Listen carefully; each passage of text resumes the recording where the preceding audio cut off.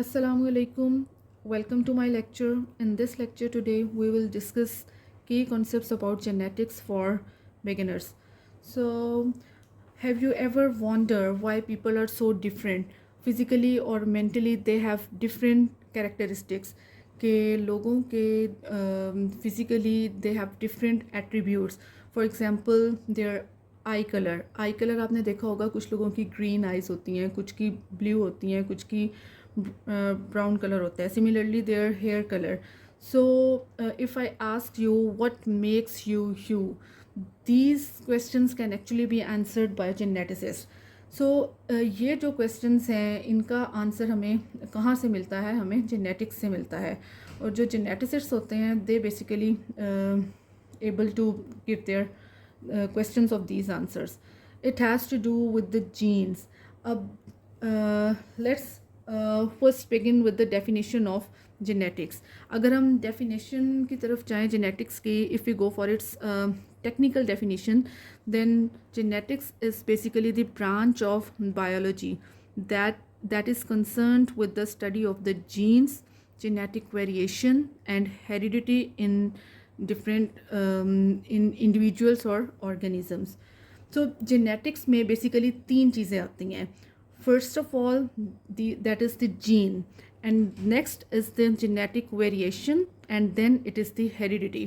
Heredity basically क्या है? जो मैंने आपसे स्टार्ट में बात की कि जो डिफरेंट पीपल होते हैं उनके they have different attributes, they have different characteristics. So heredity is basically यही है, it is the passing of the traits from parents to offsprings. आपने देखा होगा कि जो पेरेंट्स होते हैं उनके जो ऑफस्प्रिंग्स होते हैं, किड्स होते हैं, काफ़ी उनकी रिजेम्बलेंस होती है अपने पेरेंट्स से. इसी तरह ही जो डिफरेंसेस होते हैं दे ऑल्सो विल के जो पेरेंट्स हैं ऑफस्प्रिंग्स हैं, ठीक है, उनकी अब जो रिजेम्बलेंस है उसको हम कहते हैं कि वो भी किसके थ्रू है? बेसिकली जीन्स के थ्रू है. और जेनेटिक वेरिएशन क्या है? जितने डिफरेंसेस हैं कि जो बच्चे हैं उनके काफ़ी सारे ऐसे कैरेक्टरिस्टिक्स भी होते हैं, एट्रीब्यूट्स भी होते हैं दैट वी कॉल डिफरेंसेस, जो कि अपने पेरेंट्स से नहीं मिलते होते. ठीक है, this is called the genetic variation. और हेरिडिटी बेसिकली क्या है? ये जो कैरेक्टर्स होते हैं, ये जो ट्रेट्स होते हैं, इनका पेरेंट्स से उनके ऑफस्प्रिंग्स में जाना. ठीक है, that is the heredity. It's technical definition will be passing of the traits, characters from parents to offsprings. So trait basically क्या है? trait जिसकी मैंने अभी बात की कि जो डिफरेंट एट्रीब्यूट्स होते हैं, जो डिस्टिंग्विशिंग करेक्टरिस्टिक्स होते हैं, उनको हम जेनेटिक्स में क्या टर्म उनको कहते हैं? Trait. For example trait can be the height of the person. कि आपने देखा होगा कि डिफरेंट पर्सन होते हैं, height can be small and it can be medium and it can be tall as well. So ये जो height है basically ये इसको हम क्या कहेंगे? This is the trait. Similarly जो skin color होता है, कुछ का fair tone होता है, कुछ का dull होता है, कुछ का इसी तरह मतलब different जो skin color है that is also the trait. Similarly जो आई कलर है, अब बेसिकली जो कलर ऑफ आई है दैट इज़ द ट्रेट. सो अगर हम अब देखें ये जो जेनेटिक इंफॉर्मेशन होती है that is basically found in the DNA. So let's recall our concept of the cell. All of you know that cell is basically the building unit of living organism. अब हम जब written में हम देखते हैं तो हमें we have to go for its technical term, technical definition. So cell की जो टेक्निकल डेफिनेशन है that is the smallest structural and functional unit of the organism. जैसा कि एक घर है, घर किन से मिलके बना होता है? ईंटों से, ब्रिक्स. उन ब्रिक्स को हम जब देखते हैं, जो एक ब्रिक होती है, एक ईंट होती है, that is the smallest unit. तो इसी तरह जो लिविंग ऑर्गेनिजम्स हैं उनका जो बेसिक बिल्डिंग ब्लॉक है, उनका जो smallest structural and functional unit है, उसको हम क्या कहते हैं? सेल. अगर हम सेल को देखें तो we have to go for the thing that actually make cell. अब सेल कौन सी चीज़ें बनाती हैं? you know these macromolecules. Macromolecules basically क्या हैं? These are the carbohydrates, are proteins and lipids. ये molecules मिलके क्या बनाते हैं? सेल बनाते हैं. And when different like group of cells will make tissue, और अगर group of tissues basically organized to make different organs. Similarly ये जो organs हैं, different organs मिलके क्या बनाते हैं? ये बनाते हैं organ system. Basically these are the organ system from we eventually make organisms. और यही जो organ systems हैं ये आपकी body के जो all functions हैं, different functions हैं, they can be performed by these organ systems. For example your digestive system, your respiratory system. Digestive system में आपके जो organs आ गए हैं, these are the stomach आ गया, esophagus आ गया, ठीक है, intestines आ गई, all these respiratory system में आपके lungs आ गए, ठीक है. So all these organ systems will eventually make organisms. So if I asked you who is the brain of the cell, so let's suppose this is the cell and there is something in the center of the cell. This is the nucleus. Basically nucleus है और इसको हम क्या कह रहे हैं? It is the brain of the cell.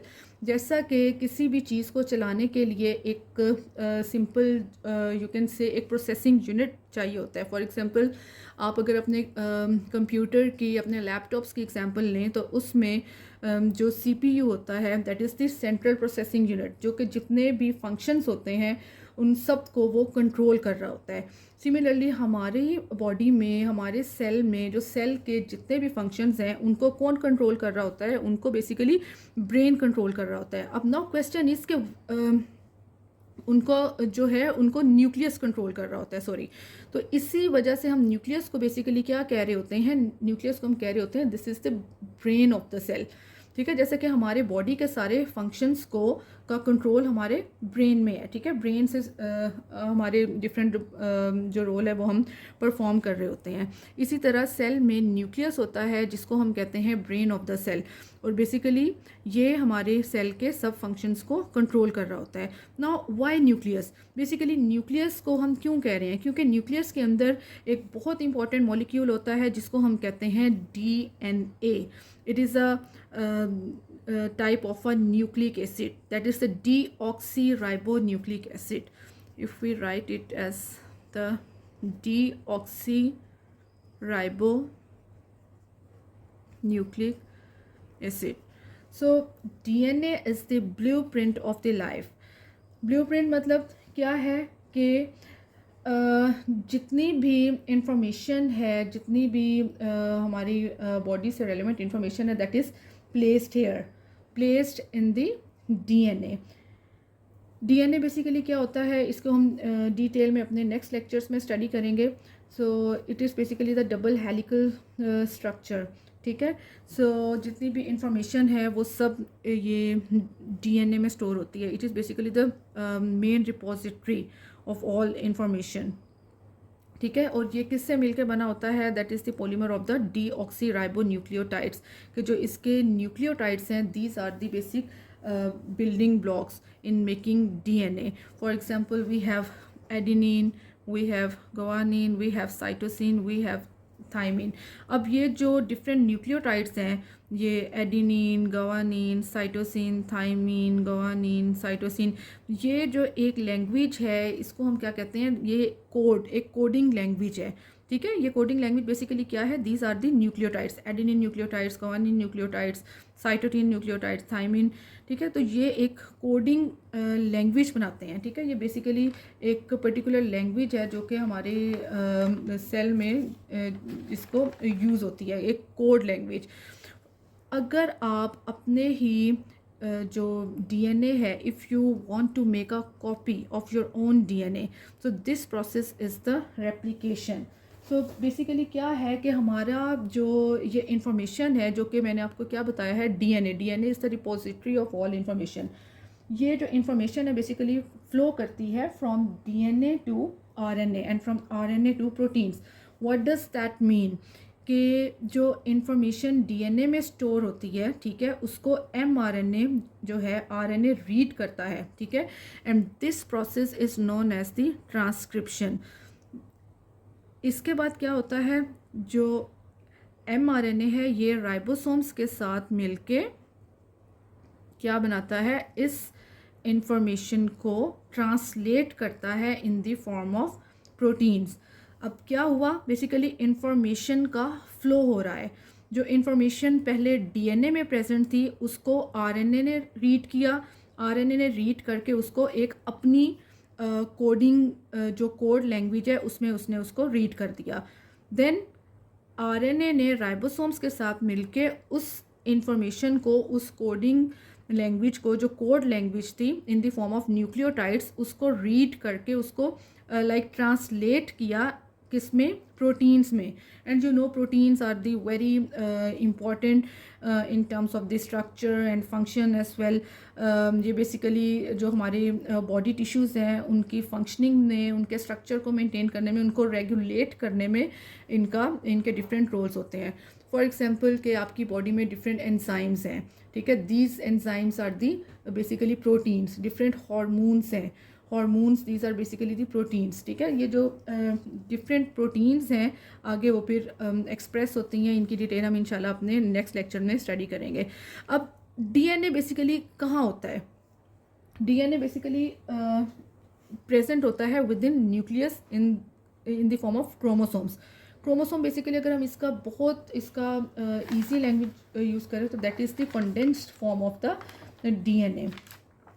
जो DNA है वो बेसिकली कंडेंस्ड फॉर्म है कि हमारे जो सेल हैं that basically use that DNA to create this RNA, और ये आरएनए जब राइबोसोम्स के साथ मिलता है तो ये क्या बनाता है, प्रोटीन्स बनाता है। So this DNA molecule is present in the form of chromosome, that is the condensed form of the DNA.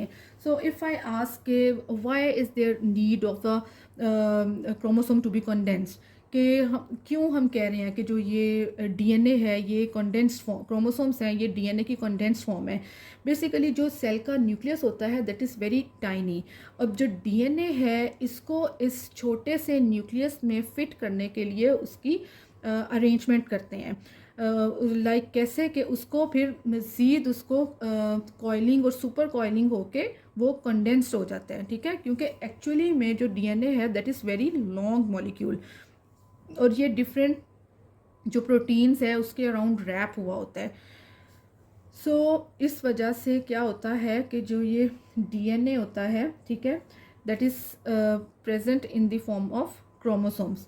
सो ये जो डीएनए मॉलिक्यूल्स होते हैं, these DNA molecules contain specific genes. Genes basically क्या है, these are the specific segments of the nucleotides. ये अगर एक double standard DNA molecule है, इस डीएनए के ये जो हैं डिफरेंट सेगमेंट्स बने हुए हैं, कुछ स्मॉल सेगमेंट्स हैं, कुछ कंपैरेटिवली लॉन्ग सेगमेंट्स हैं। इन सेगमेंट्स को हम क्या कह रहे हैं, ये जो सेगमेंट्स हैं ये न्यूक्लियोटाइड्स के सेगमेंट हैं, इनको हम कह रहे हैं दीज आर दी जीन्स। और ये जीन्स अब बेसिकली क्या कर रहे हैं, they are coding, they basically codes for different types of what we called proteins. फिर these are actually the proteins जो कि हमारे that are found and used by the cells of our body.